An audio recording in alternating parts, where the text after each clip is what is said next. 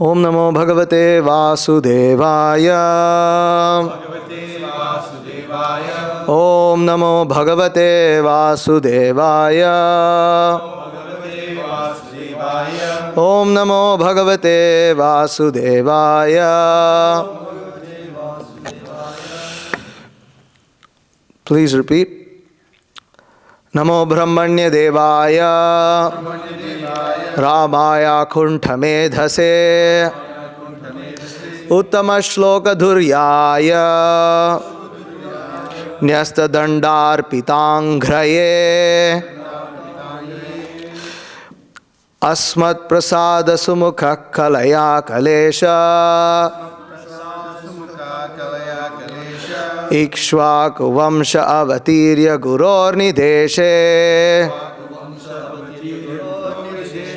Tishtan Vanam Sadaitanuja Avivesha. Yasmin Virudhya Dashakandhara Artim Archat. That was the first verse. Okay. So, all glories to Lord Ramachandra. All glories to the wonderful process of Sharanagati that he teaches in the Ramayana. All glories to Sri Valmiki Muni for giving us these nectarian pastimes of Lord Rama. And all glories to Srila Prabhupada and his sincere followers, without whom we would have no access, no understanding, no knowledge, and no ability to grasp any of these subject matters. All glories to Srila Prabhupada and his sincere followers for saving us from the dark ocean of material existence and blessing us with the process by which we can attain the lotus feet of the Supreme Lord Sri Krishna. So,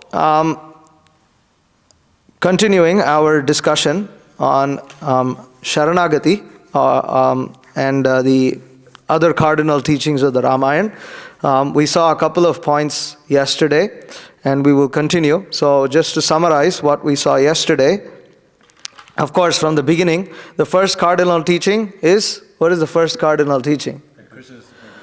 Krishna is Supreme Personality of Godhead, and Sri Rama is non-different from Sri Krishna, Supreme, the ever glorious Supreme Personality of Godhead himself. And then we saw regarding surrender, we saw how when the Supreme Lord is approached for surrender, he becomes very brilliant and he becomes immediately ready to offer protection to his devotees. Second, we also saw that when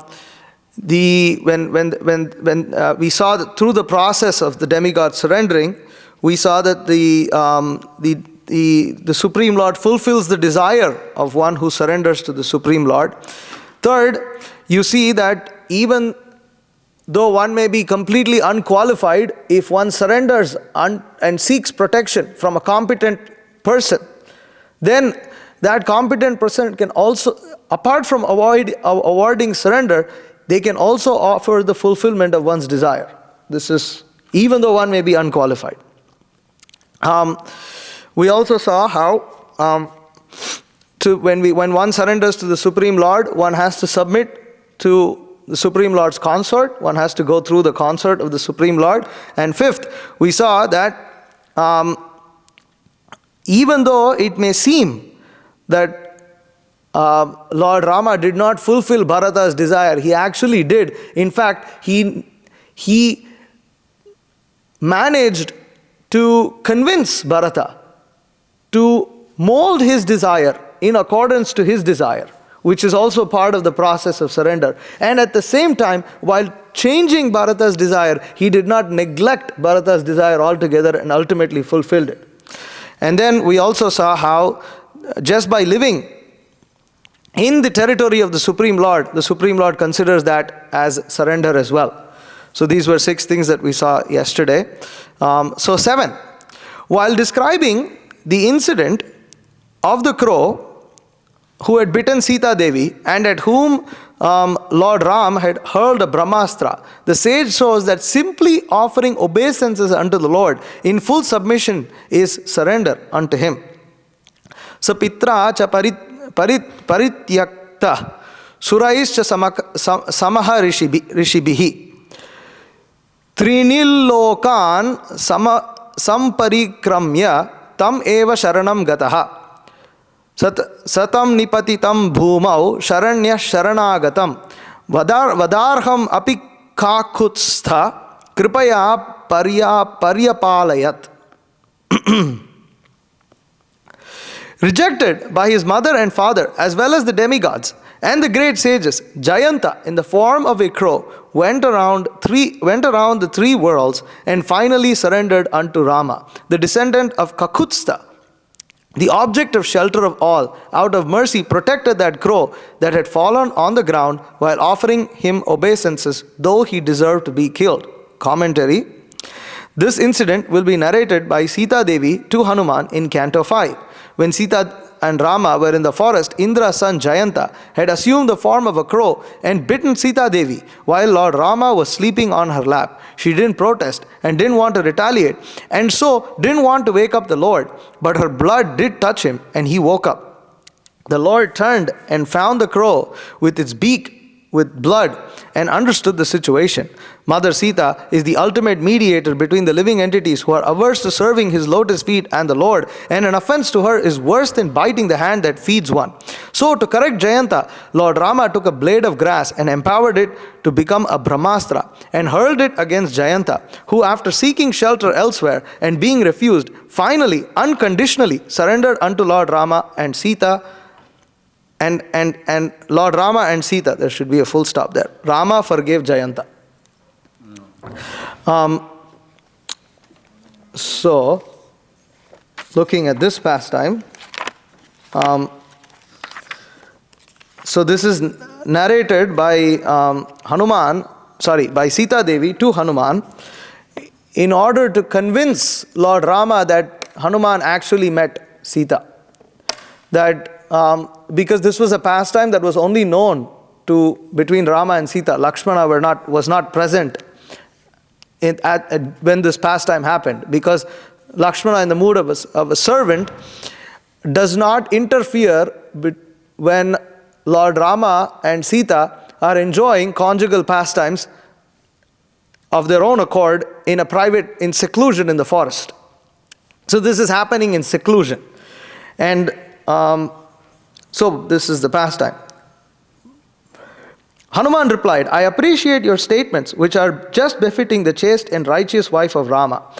I will now leave, but first give me some token that I can give to Rama to help me convince him that I have actually met you. With tear-filled eyes, Sita replied in a faint voice. So here, you see, this is the mood of a first-class servant. Hanuman is not thinking. First off, Hanuman considers himself extremely unqualified. He is a fully surrendered soul unto the Supreme Lord, and therefore he is humble. And in that mood, what does Hanuman say?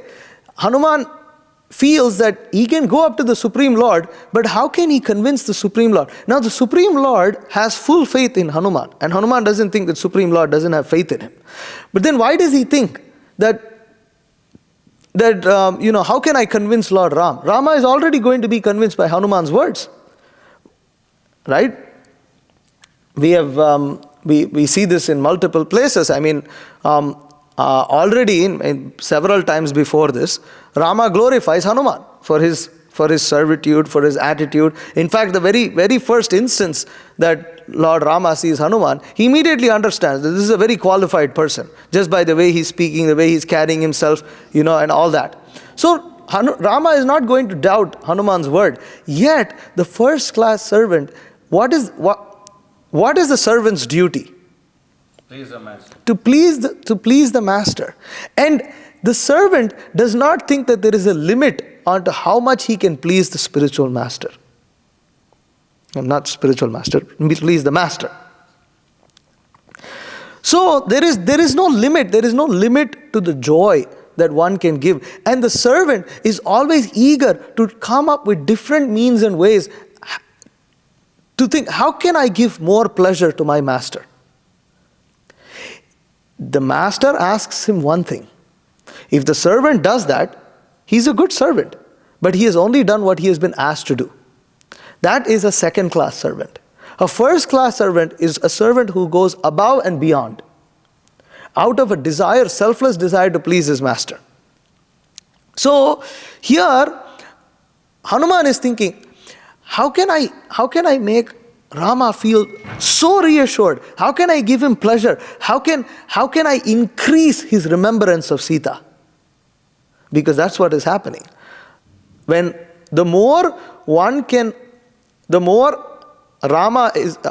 Hanuman is able to make Lord Rama think about Sita Devi, the more pleasure it gives to Lord Ram. This is the mood. Even in Gaudiya Vaishnava, our mood is we are serving Radha and Krishna. So Krishna likes to think of Radharani. Radharani likes to think of Krishna. And the dearmost servants of Krishna and Radharani are engaged in simply this purpose. How can we bring them together? And then when they are separated, how can we increase their remembrance of them? Because that is where the Ananda Chinmaya Rasa is found. It's in that relationship. The rasa means relationships, mellows. So this is where it's found. And Hanuman, being perfectly in the mood of dasya, thinks, okay, how can I give something to Lord Rama that will increase his bliss in thinking of Sita? Why? Because what is Lord Rama's joy? Sita. What is Sita's joy? Rama. There's no doubt about this. So Hanuman is thinking, okay, how can I do this? And he is asking Sita. Sita never says this. Why does Sita not say this? Because Sita also has full faith that if Hanuman just goes and tells Rama that I've seen Sita, Rama is going to accept it. So, with tear-filled eyes, Sita replies in a faint voice, "O Hanuman, to convince Rama that you have met me, you may relate to him the following incident. One day, while we were residing in Chitrakoot, after playing in the water, Rama, still dripping wet, sat down on my lap. At that time, a crow came and began pecking at me, as though eager to eat my flesh. I picked up a lump of dirt to scare it away, but the determined crow remained on the scene, hiding nearby. Becoming angered, I accidentally pulled the string that held my slip, causing it to fall down. Seeing this, Rama laughed heartily, taking advantage of my flustered countenance. In the meantime, the crow returned and again pecked at me.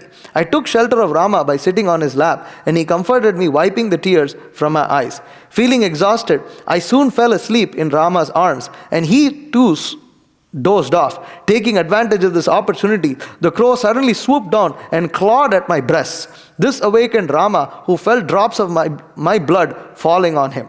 Seeing the cuts on my breast, Rama became enraged and asked me to identify the culprit. Then, before I could answer, he saw the crow sitting at a distance, his claws dripping with blood. In great anger, Rama took a blade of kusha grass from his mat and surcharged it with the power of a brahmastra.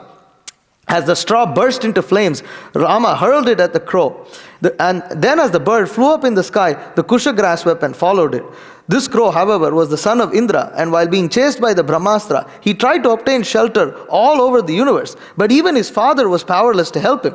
Finally, the crow came and surrendered to Rama. Out of compassion, Rama forgave the pale and exhausted bird, but he said, "This brahmastra cannot be ineffectual. Therefore, it must be directed somewhere." Saying this, Rama directed the weapon to destroy the crow's right eye. Thereafter, Indra's son departed after offering his obeisances. So, over here, you see that first off, Hanuman's great qualification, that he was able to gain the confidence of Rama and Sita that even though he is a servant and he's also a brahmachari, Sita and Rama describe very intimate conjugal pastimes to him. This shows his selfless attitude, that he has no tinge of material lust in his heart. Therefore, Sita and Rama can describe these things to him. Although generally, a husband and wife will not speak these things. This is a very private thing. It's a private thing. Even Lakshmana was not allowed entrance to this. But Hanuman, because of service, he is able to see this. He is able to observe this intimate pastime between Rama and Sita. And by the mercy of Valmiki Muni, we are able to observe these things. So, generally you will not see within Rama and Sita, in the Ramayana, so much this is not described. Even though Lord Rama and Sita, they are enjoying conjugal pastimes, but we do not see this. Just like Dasharatha and Kausalya must have enjoyed Vatsalya Rasa with Lord Rama when he was young, but we don't have access to those things. Why are Krishna's pastimes so wonderful? Because we are allowed access. This is revealed to us. Otherwise, how do we know? This is not revealed. And even more, it's actually revealed by Chaitanya Mahaprabhu's mercy. So this is one thing to understand here. Another thing is that Sita Devi, she is so merciful, she is so tolerant. And who is Sita? Sita is the mediator. Another personality who mediates between the conditioned soul and the Supreme Lord is the spiritual master. So, similarly, the spiritual master is very tolerant of the disciples' what can we call? Shortcomings, not so much shortcomings, but literally foolishness of the disciple. And almost to the extent that, the disciple is sometimes even maintains a slightly offensive attitude towards the spiritual master. Not overtly, but has doubts in the spiritual master, for instance, which is a sign of an offense. But still, the spiritual master tries very much to save the disciple.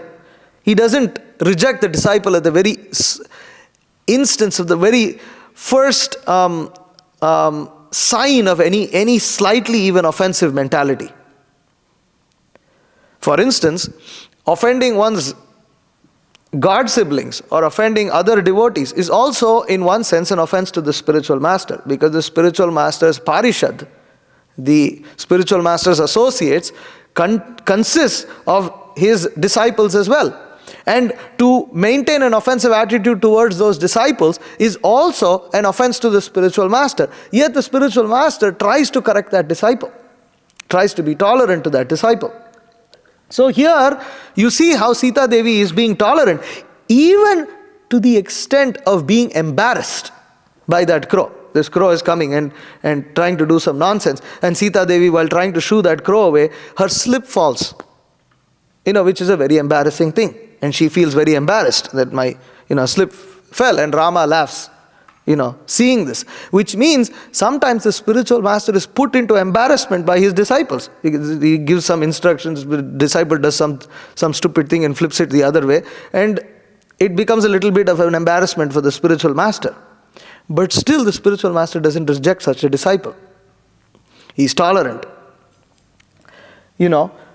Now, what happens is, when a disciple doesn't learn his lesson, he becomes more and more offensive.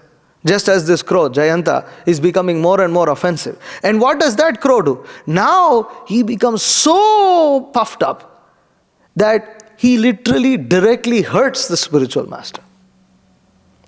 And causes a great offense. Just as this crow, of all the parts of a woman's body, the breast is a very private part. And to go and scratch that, claw it with the crow's claws, have you ever touched the what is that? They call them claws? Huh? Talons?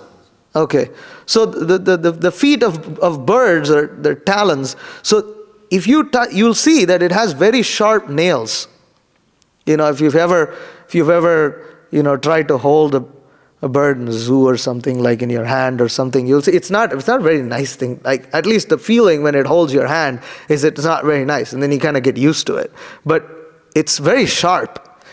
And to use that and claw Sita Devi's breast, whose entire body is softer than that of a lotus, and claw the breast and cause it to bleed is a great offense. And then what happens? Lord Rama becomes very upset. He chastises this bird who goes all over the universe, which means what? There is no, just like in Durvasa Muni committed an offense to Ambarish Maharaj, there is no solution for Vaishnava aparadh apart from coming and falling at the feet of the person who has been offended. So we see this in Ambarish Maharaj's, and here's the point. Sita Devi, she never actually directly pointed at this crow. Rama just realizes everything that's happening. Sita Devi doesn't, and so Sita Devi here, she doesn't actually wish anything bad for that crow. She never tried to tell Rama you curse this, you condemn this crow, nothing like that. But Lord Rama realizes this, and this is the point about Vaishnava aparadha. The Vaishnava himself never actually feels that much. The Vaishnava himself is so humble that he doesn't feel offended. But Lord Rama takes offense. Here Sita Devi doesn't take direct offense, but Lord Rama takes offense. And the Supreme Lord doesn't wait for the Vaishnava to point out who is the offender. Supreme Lord is situated. Sarvesya chaham hridi sannivishto mata smriti jnanam apohanam cha. He's situated in everything. He's situated in everybody's heart. He knows what's going on. So he knows who the offender is. Immediately they get punished. Immediately there is reaction. So then what happens? The crow comes and falls at the feet of Sita and Rama. And here Valmiki explains that just by offering obeisances is considered a surrender. Just merely offering that complete offering of obeisances, dandavat, that's what the crow does, comes, throws himself at the feet of Sita and Rama. Please protect me. Then Rama, okay, I'll protect you, and gives a slight punishment, to this crow. So we should also understand that Vaishnava aparadha is not so cheap, that even if we may seek forgiveness, we should understand that there may be some slight reaction still, just to teach us a lesson. As we can see here, because the Supreme Lord's wrath, it's not some normal thing. You evoke the Supreme Lord's wrath, it's like, you can't just okay, calm down, forget about it. And here you see, Lord Rama he says, okay, it cannot be ineffectual, so you lose one eye. So we should not subject ourselves. This crow did something foolish. Why did he have to lose an eye? He didn't have to do anything. No, but Sita didn't do anything to him. Why does this crow go? So this is the nature of Vaishnava aparadha, that the Vaishnava doesn't really do, and he doesn't try to harm anybody. But an envious person makes the Vaishnava his object of envy and hatred. And so then Supreme Lord gives him a taste of his own envy and hatred. Just so that he completely loses that tendency to do that. So this is a very nice story here, another nice point. Okay, next, number 8. When Sugriva had offended Lord Rama by not searching for Sita after Vali was killed, surrender is again described as joining one's palm in supplication and sincerity. Kritaparadhasya, what's the meter? Kritaparadhasya hi, what's the meter here?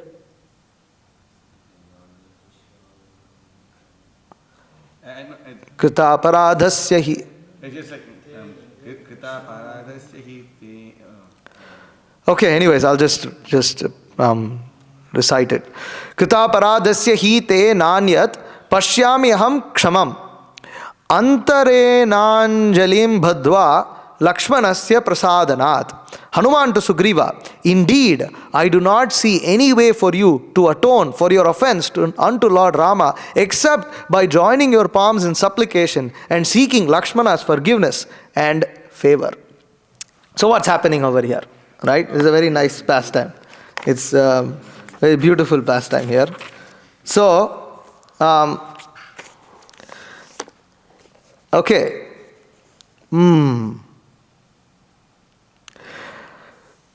Rama had assumed that when he had helped Sugriva regain his kingdom, Sugriva would remember his obligation to assist him to find Sita. But when autumn arrived and the skies became clear, Sugriva did not come forward to meet Rama. Having achieved his goal, and now without cause for fear, Sugriva had begun to spend his time completely absorbed in enjoying the company of young women in private, especially his wife Ruma and the newly acquired Tara. Thus, he even neglected to fulfill his obligation of managing the state's administration. Wow. When Hanuman saw how Sugriva had become a slave to sensuality and thereby becoming negligent in his duties, he approached the king and advised, "You must keep your promise and fulfill your obligation to Rama. Only out of respect for you has Rama not personally come here to remind you. However, you must remember that it is only by his grace that you have been allowed to prosper. It is now time for you to summon the more than 10 million monkeys under your command and begin an all-out search for Sita."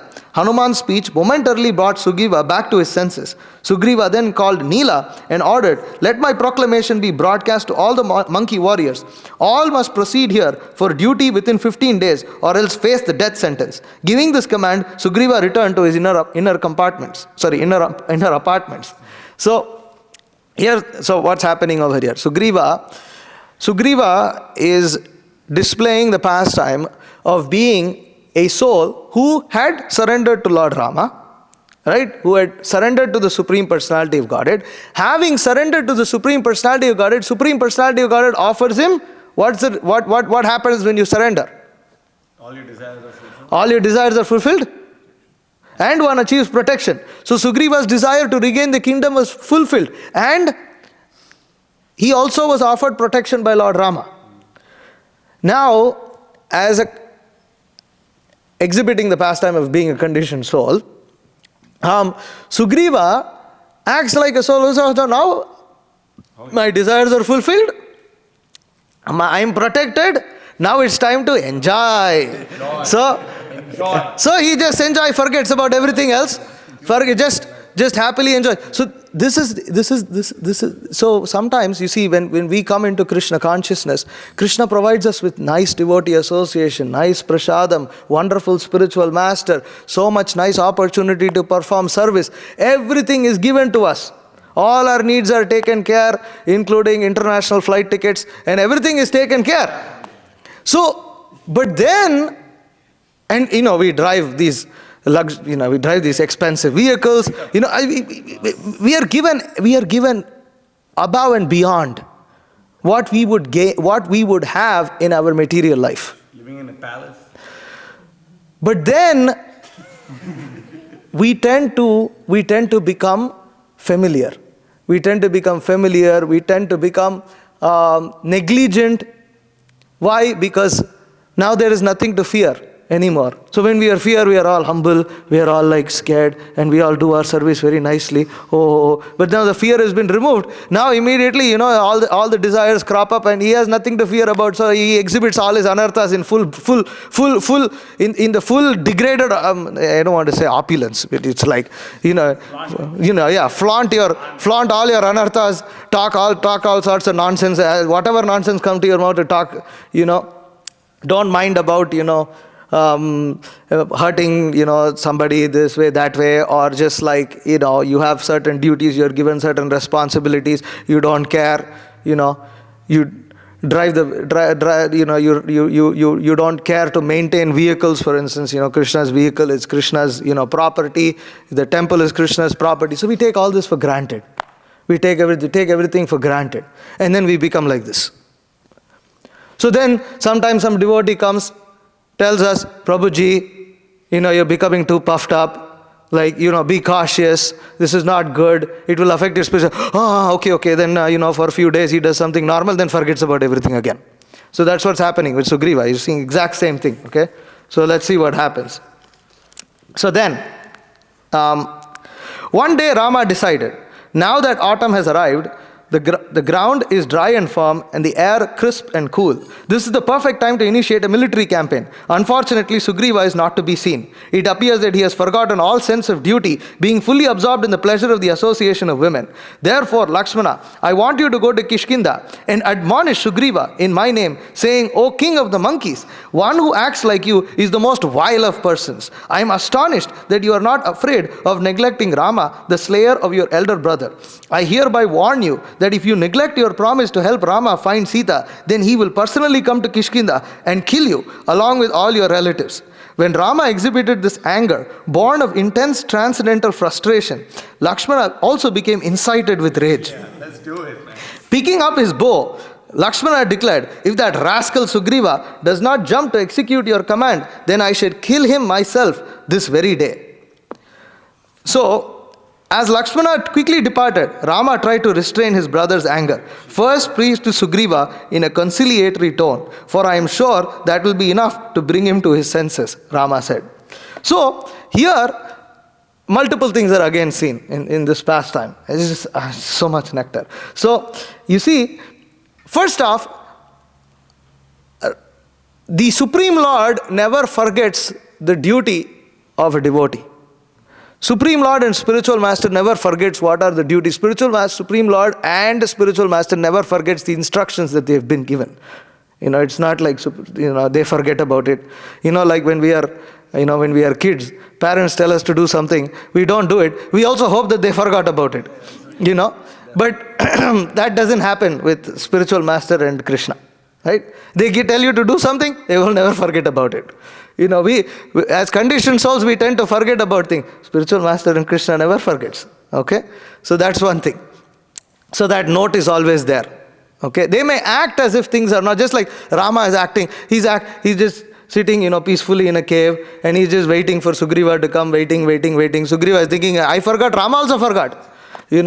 So it's this kind of wishful thinking.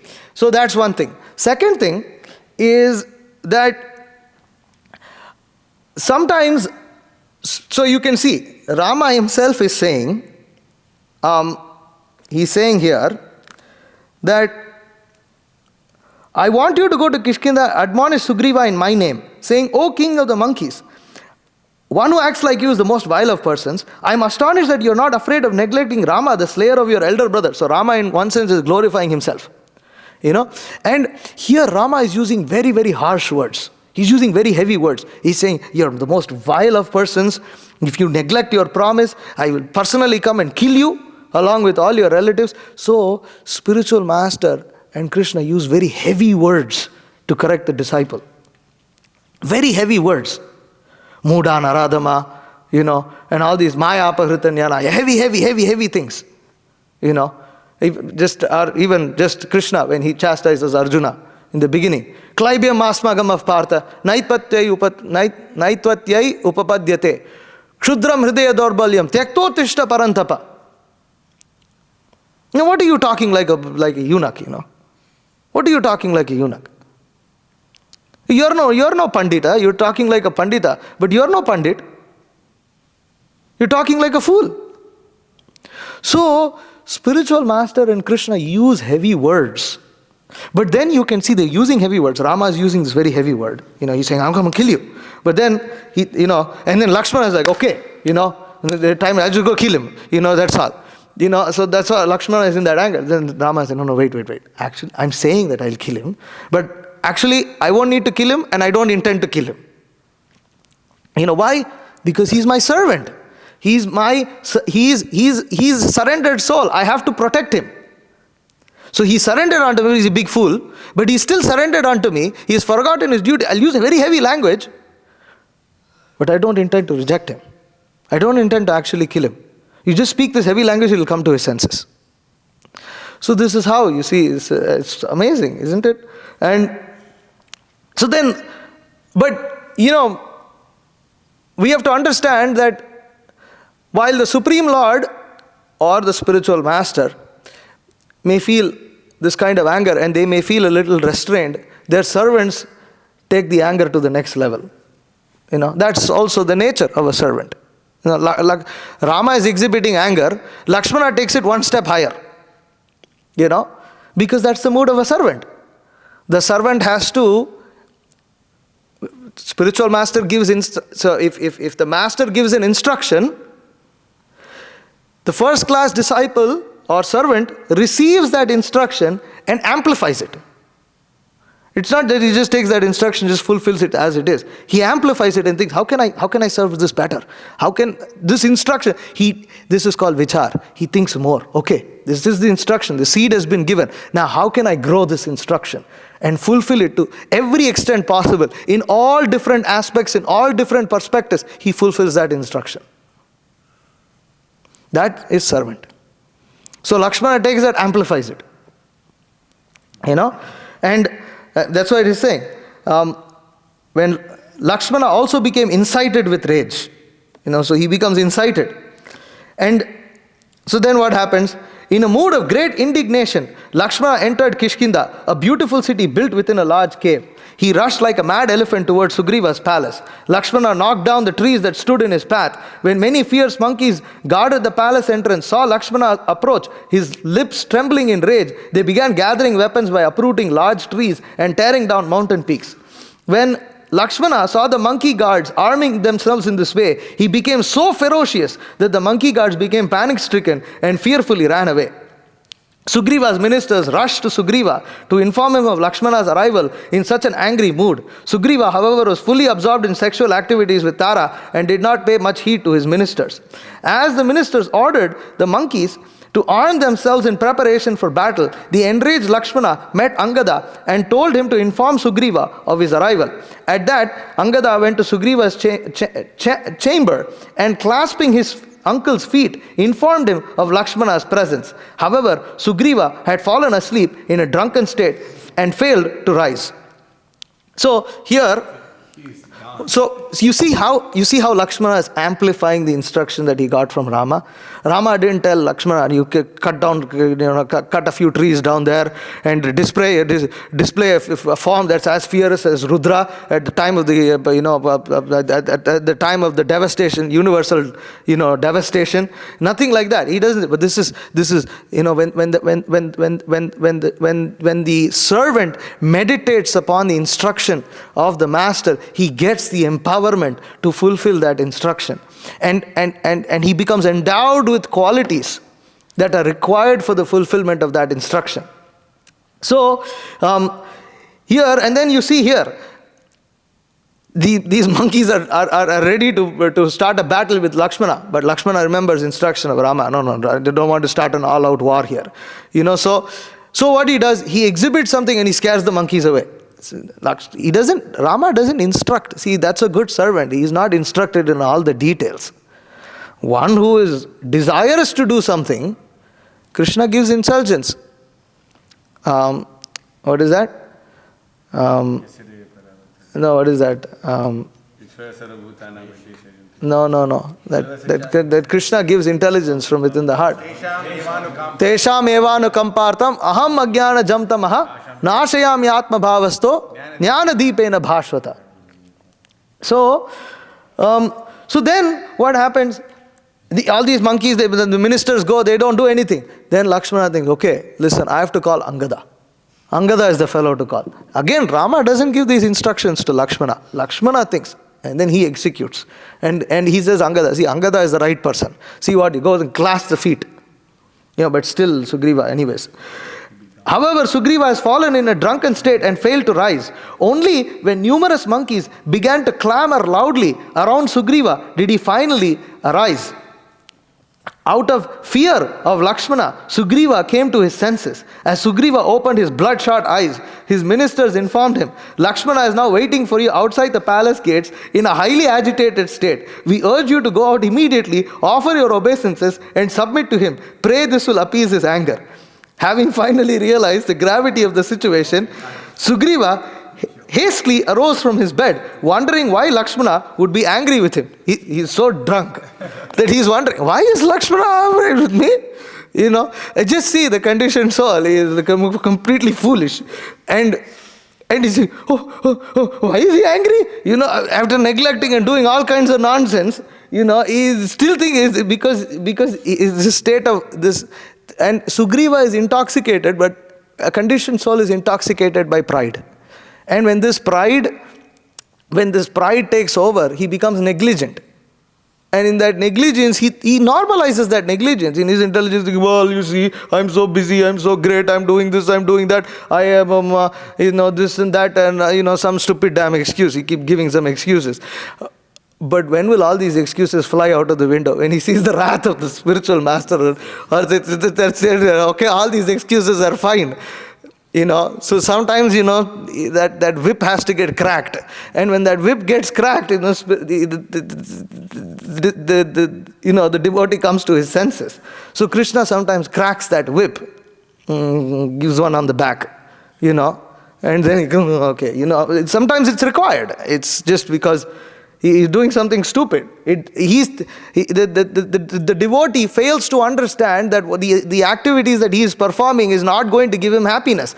It's not going to give him long-term benefit. Sugriva is engaged in all these sexual, but what is the use of this? If you don't perform your duty, and he forgot to even take care of his kingdom. He's so, so therefore you have this, and conditioned souls like ourselves are worse than monkeys. He's a monkey, but he's eternal associate. Whereas we are, what are we? We are worse than monkeys, worse than animals. So,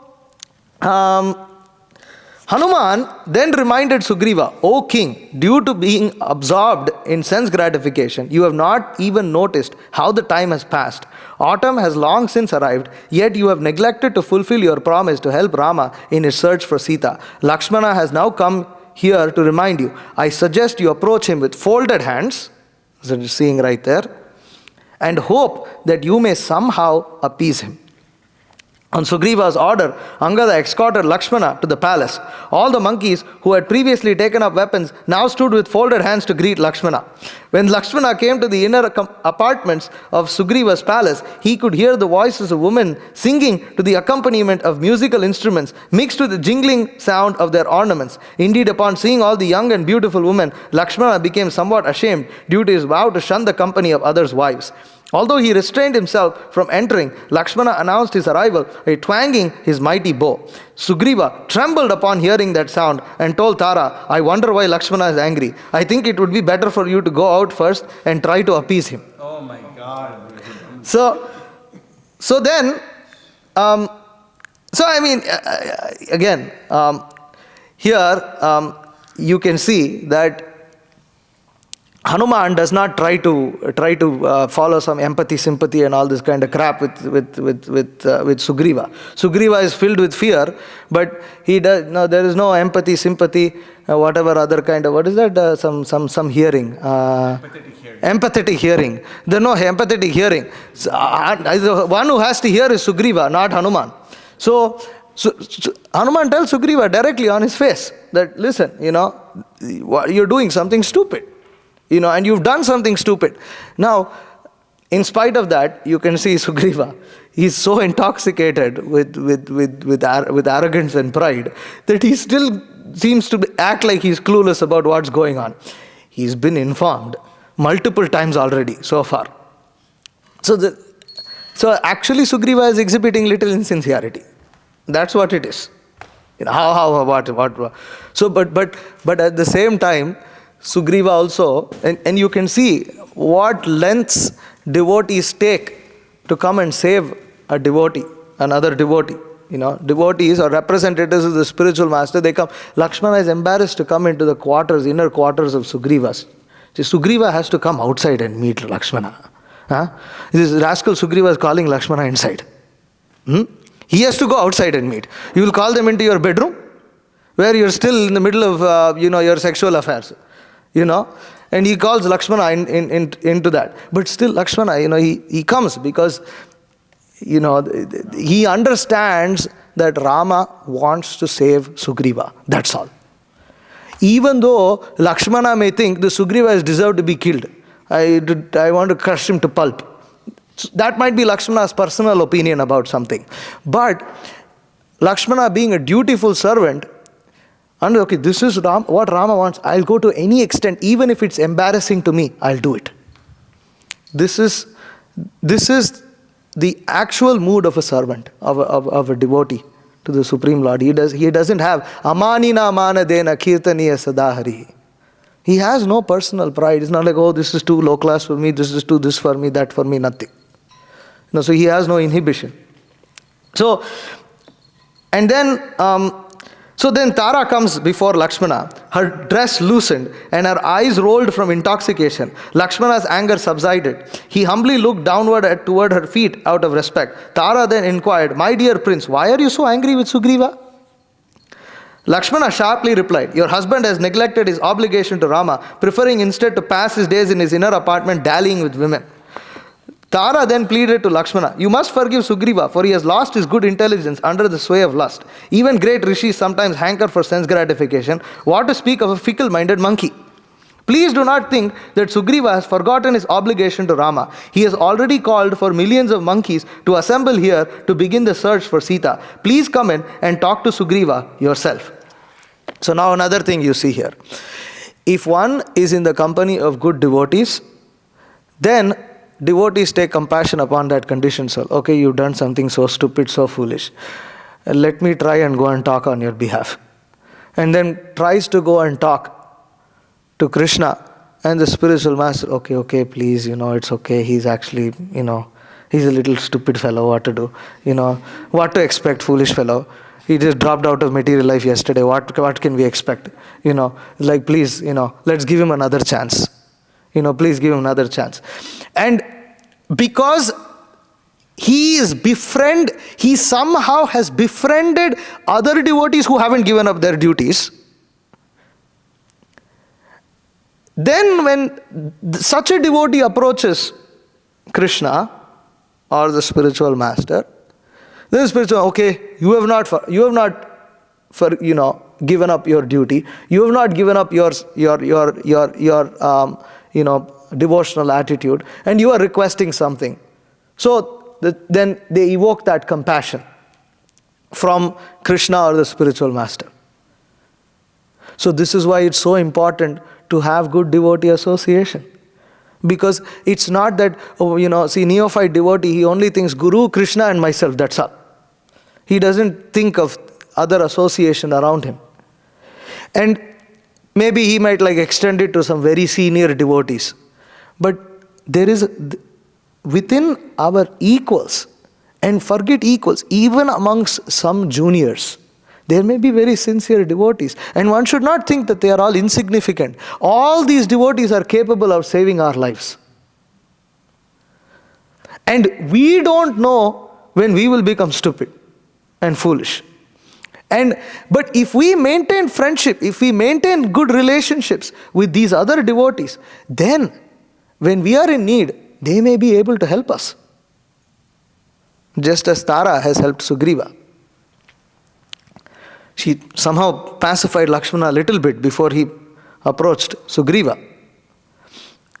No? So then Lakshmana entered the inner apartments of the palace. When he saw the fabulous opulence and bevies of beautiful women, his anger again became aroused. Sugriva was seated upon a couch, embracing Ruma.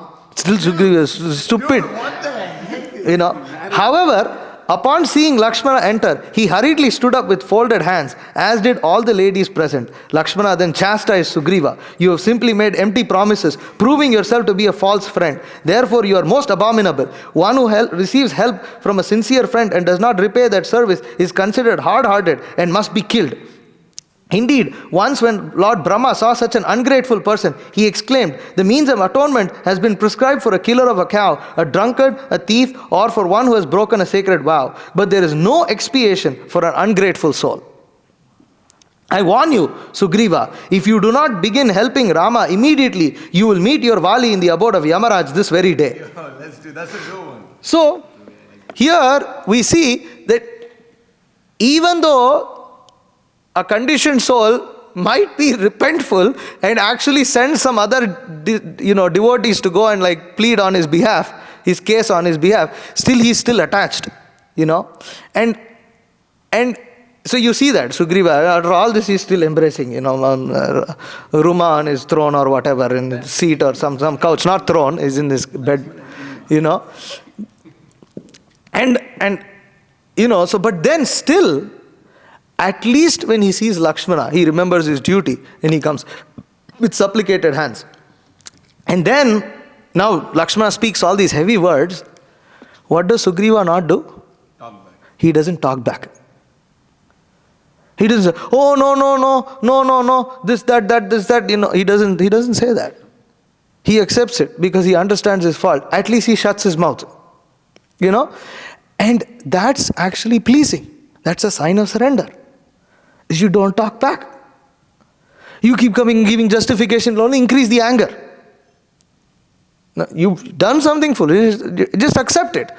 Even if there is excessive anger, on the other side, accept it. That's humility. So what happens then? Tara replies. She says, "O Lakshmana, Sugriva is not a liar, nor is he hard-hearted, for he has not forgotten what Rama did for his sake. His only fault is losing all sense of time because of overindulgence in sense gratification. We have heard that in Lanka, the abode of Ravana, there are 100,000 crores of Rakshasas. Since it would not be possible to kill Ravana without slaying them first, Sugriva has summoned innumerable monkey warriors from all corners of the earth. He has not yet met with Rama or initiated the search for Sita because he is awaiting their arrival. Sugriva has set a 15-day time limit. Thus thousands of monkeys, bears and baboons are expected to begin arriving at Kishkinda this very day." Hearing this, Lakshmana gave up his anger. Sugriva humbly threw aside his garland and said, "I could never repay Rama for all that he has done for me. He is my master and my lord, and I follow him wherever he goes and do whatever he orders. I fully admit that I was at fault, and I humbly beg your forgiveness." So Sugriva goes all out. And he doesn't glorify himself. He doesn't tell Spiritual, well, you see, 90% I was wrong, 10% I was right, and this 10% is exactly what I did, and la la la la la la. And no. You don't do that. If there is some 10% that is worthy of saying, let some other devotee say that. We should not glorify ourselves. It's just disgusting. That doesn't show a repentful attitude. So even though Sugriva did do something, he doesn't attempt to tell Lakshmana about it. But others argue, seeing his good behavior. So immediately what does Sugriva do? He says, okay, I'm really sorry. It's just like, I'll rectify myself. That's it. It's over. So this is surrender. This is what it means where it says here, except by joining your palms in supplication and seeking Lakshmana's forgiveness and favor. And here it said, surrender is again described as joining one's palm in supplication and sincerity. That sincerity is shown by one giving up because one neglected most of one's duties, even though one might have performed one or two things properly. He has reformed to the extent he was so puffed up that he forgot about his duties. Now he's showing that he is not puffed up by not recognizing the 10% that he actually did. That's humility. That shows that he has given up that pride. Otherwise, he's still prideful. And if he's still prideful, that means that there is every chance of him committing the mistake again. But when he unreservedly asks forgiveness, that shows that, okay, he's really humbled up. So this is the quality of sincerity and surrender. Another, quality. So,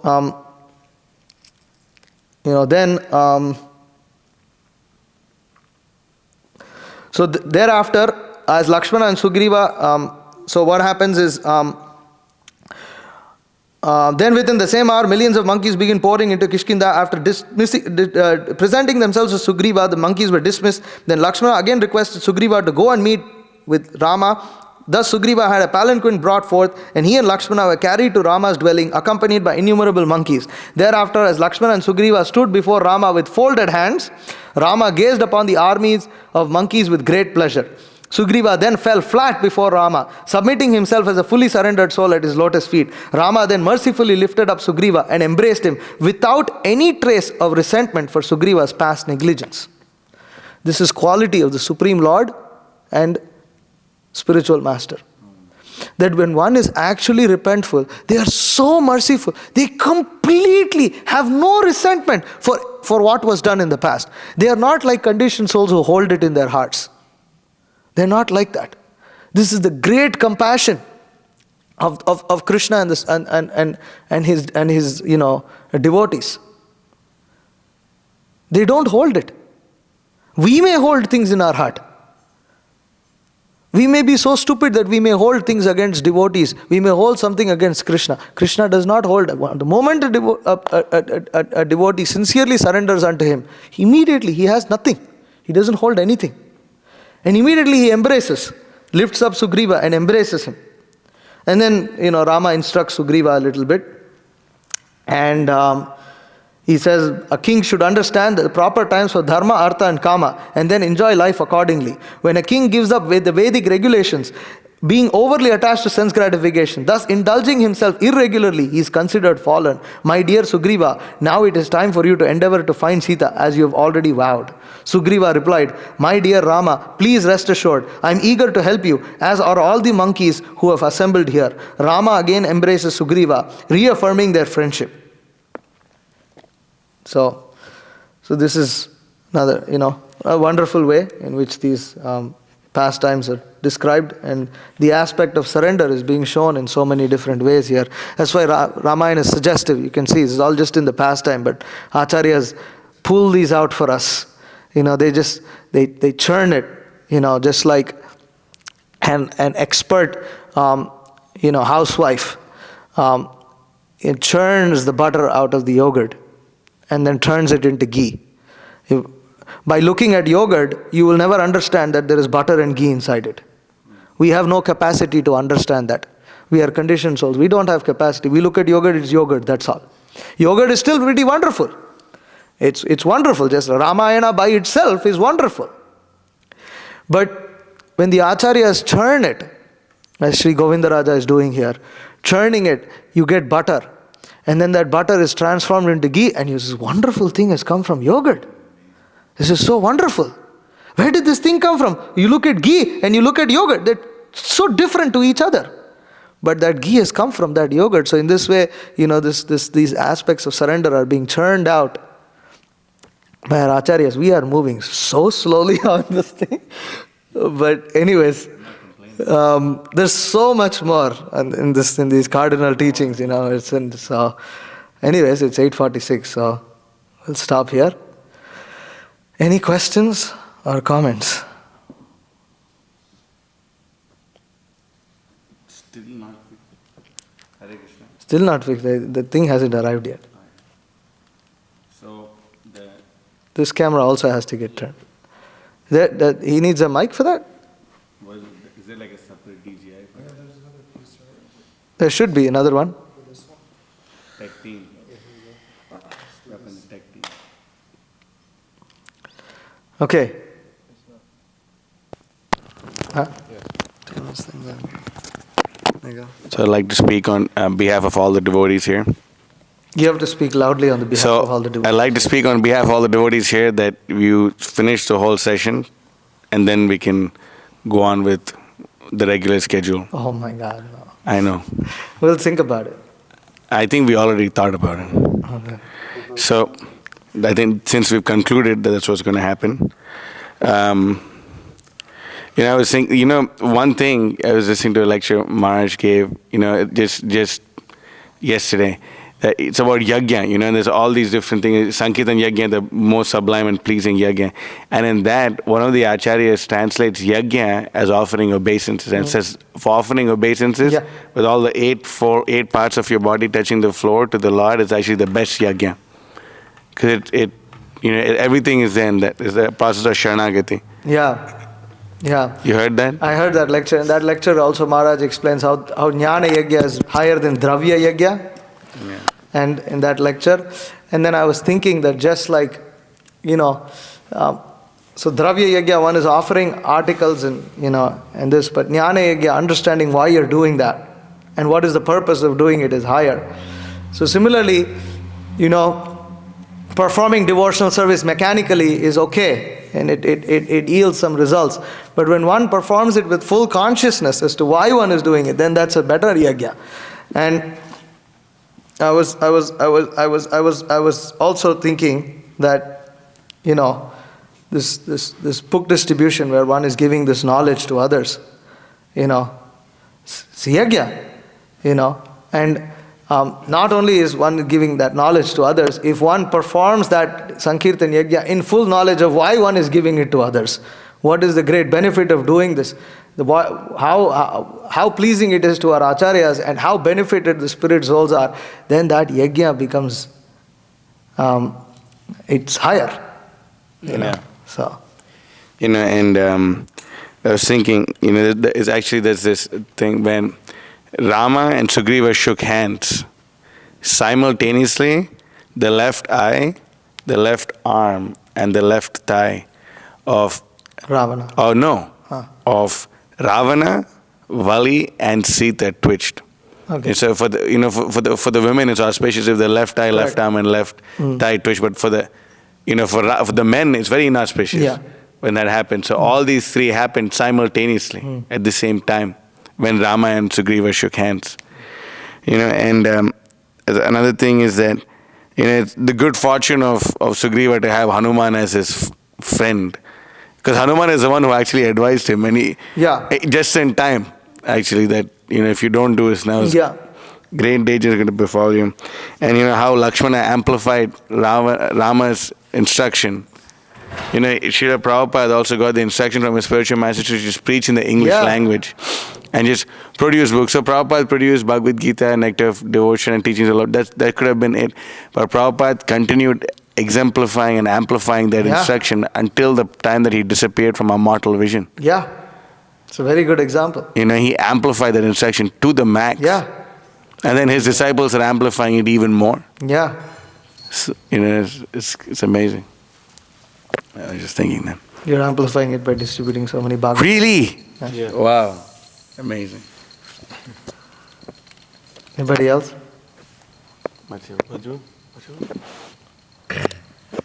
Krishna. At this point you're making, the spiritual master accepts a surrendered devotee.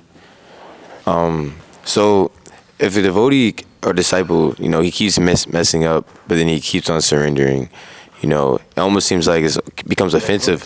It becomes almost like offensive at some point, right? Because it's like, oh, I know he's going to protect me, I'm going to mess up, and then I'm going to surrender at his feet. So is there a point in time where the spiritual master eventually just stops accepting his surrender? Namno balad yasya hi pap buddhir na vidyate tasya yamair hi shuddhi. He never becomes purified. He just won't become purified. He becomes a victim of his own offenses. That's all. Spiritual master and Krishna will always engage a devotee in service as long as they don't commit Vaishnava aparadh. There's always hope for being engaged in service. But the sincerity of the devotee determines their advancement in Krishna consciousness. And advancement in Krishna consciousness means simultaneous eradication of material desires and increasing attachment and bliss in performing Krishna conscious duties and activities. So, if one maintains an offensive attitude, then one does not become purified and one does not gain access. Still, the opportunity of service will never be removed from that devotee. However, it has been observed that those who do not control their offensive mentality many times eventually stray into the domain of Vaishnava aparadh. Definitely. So that's the danger. And then when they commit Vaishnava aparadh, everything's over. So that's the problem. Okay? Anything else? Anybody has anything else? Jita Girish. So, part of this class was like learning to tolerate things and, You mentioned how if, for instance, somebody offends us, or you were talking about how we don't mention what we did good, but we only recognize what we did bad. Like we don't recognize the 10, or Sugriva didn't recognize the 10% he did good because he wasn't prideful and he focused on what he didn't do. Correct. And this also ties into how, for instance, someone may make an offense against oneself, and Someone makes an offense against themselves. No. How can they Someone makes an offense against a devotee, for Okay. instance, Huh.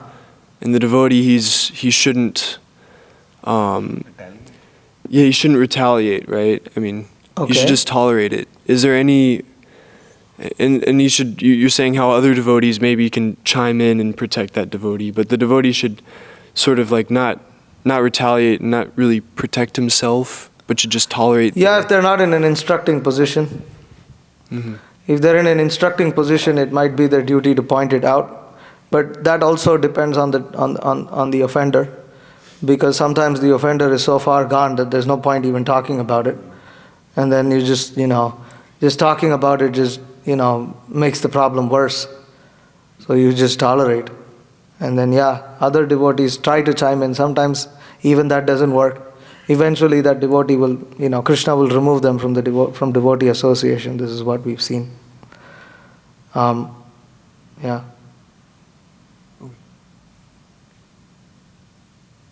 I don't know. That. Although this is not related to the 90 or 10% though. You mixed a few things. So, Nali? After he said that, I just thought of that conversation we had on the train, when you said like there may be some, I can't remember, like there may be some instance where the spiritual master may chastise you. Like you gave the example that like you I don't know, lost money or something. You remember this? And then I'm pretty bad with memories. Yeah, you said like you may have not even, some devotee may have You may have not falsely, fulfilled your falsely. But you accepted as a mercy. You basically accepted that. I could have done although that. I didn't do it. I mean, you accept it as instruction that you have that inclination within the heart to do it, like in some point in the future, although you didn't do it. Yeah, so the way that works is generally the disciple doesn't try to cut, as the spiritual master is talking, or as this, the senior Vaishnava is talking, if you like cut them in between and you talk, it doesn't look good. So you tolerate their anger, and then you explain to them, well, I very much have this kind of mentality, but in this particular case, I didn't actually do it. This is when one is 100% not at fault. But when one is a co-conspirator in any way, it's better to take the humble position rather than, point fingers. Just like, say, somebody has been given a particular responsibility. They give that service to somebody else and that somebody else screws up. Then when they're questioned about it, it's better that they first admit that, well, ultimately, I'm responsible because I took the responsibility. But generally one who's not in proper consciousness, well, I gave it to that person. They're the one that fought. I'm also really upset with them. Great. But that deflection, it shows, you rascal, you didn't make sure that the job's done. You didn't, we gave it, it was given to you. You passed it to someone, but you're still responsible for it. So then at least that devotee said, well, I gave it, but maybe I shouldn't have given it, or to that person, or maybe I should have given proper instructions.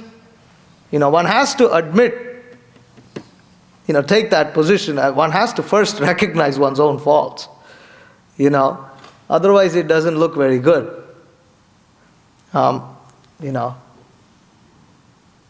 So that's the general attitude.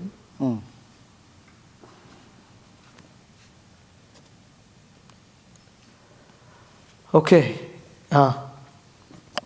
One thing is that, Lord Rama's pastimes with his parents, that we don't know, right? We don't know the Vatsalya. But, Krishna is we know, and that's why, Krishna is so amazing. We don't know because we don't accept texts like Ramacharita I mean, yeah, we definitely do not Kind of accept that. describes a few things, We but we definitely do not accept those bogus texts, okay? But, with Krishna, we have so much access to it because Krishna is so kind, he reveals himself. And also, when Krishna, he appears as a cowherd boy, not as a prince. Yeah. You can't just walk up to a prince and be like, hey, here's some butter, You can't do that. But with the cowherd boy is walking, yeah. With the cow, with cowherd boy is walking with the cows. You can go and talk to a cowherd boy. You can go give him some fruits. Yeah. Can I be friends with you? It's easy. It's like not such a big thing to ask for or something. So Krishna makes it. Makes himself easily accessible. Yeah. Coming as a Vaishya. Appearing in a Vaishya community, cowherd community, walking barefoot, eating with left hand sometimes. And Lord Chaitanya and Lord Nityananda made themselves available to the whole world. Yes, sir. That's right. What is that? Adhyapiha kare lila gora rai kono kono bhagyavan te ki paye. Yeah, but the verse that there is no that they Karaha vichar. See no, Chaitanya. that there is no incarnation equal to Lord Chaitanya. No one is more merciful than him. No, that's there, but Ananda Leela. it's a Bengali song. देखो रे भाई त्रिभुवनाय ए मन दोयल दाता पशु पक्षी दूरे पशुने भीतरे सुनिया रघुन दाता Parama Karuna. No, excuse me, that's not the line he's talking about. That's not the line he's talking about. I got the line. Sabe avatar Shar Shiromani. Cable Ananda Kondo. You didn't say that, did you? Nadi. Anytime for you. Anytime. I just had one other question of the, you said the first class devotee of the spiritual master and of Krishna will take the instruction and try to build upon it and Correct. expand that. Correct. I guess, but They know the heart of the spiritual. They know the heart, so you have to, well, how do you even get to that stage? Because I guess they're in Krishna consciousness right now, they're trying to expand preaching, which is the core instruction, but they're doing it through what we would call It's bona simple. fide methods, yoga. Desire. Mm-hmm. So one should have the desire to do so. One should have the humility that one is willing to go to any extent to be able to fulfill the order of the spiritual master, which means that one will be eager to accept instructions and advice from other people also regarding this. Third is one is very attentive. He's not negligent. He's very attentive to the details of executing that order. So when one has desire, one has humility, one has attention, then one can do it. You're giving the example, there are so many devotees, they say they want to fulfill this, that, but they're not, but one is they're not humble because when you present to them contradicting arguments, instead of trying to resolve them or trying to come, they tend to become attached to the particular style in which they think those instructions have to be executed. That's not the sign. That's not the sign of someone who's meditating on the instructions. One who meditates upon the instructions, and is attentive, humble, sincere, and desirous, enthusiastic, then one will be willing to be challenged about one's perspective of fulfilling that desire, because you are so eager to fulfill the desire that you want to make sure that your perspective is right on it also. Otherwise, how do you know whether you're going to fulfill the desire or not? So if one's perspective is challenged, then it actually shows that, you're fulfilling the desire, but you're fulfilling something else along with it also. Because you should be willing, should be able to explain. A devotee should be able to explain why they are executing the instruction of the spiritual master in a particular way. Srila Prabhupada could perfectly explain how he is following his spiritual master, how he is fulfilling the order of his spiritual master. He can perfectly explain. Even though there is no direct instruction, he can explain. He can also explain how several of his god brothers were not fulfilling that instruction. So, when one is actually desirous, then one is willing. Okay, yeah, I can explain my perspective. I'm willing for my perspective to get,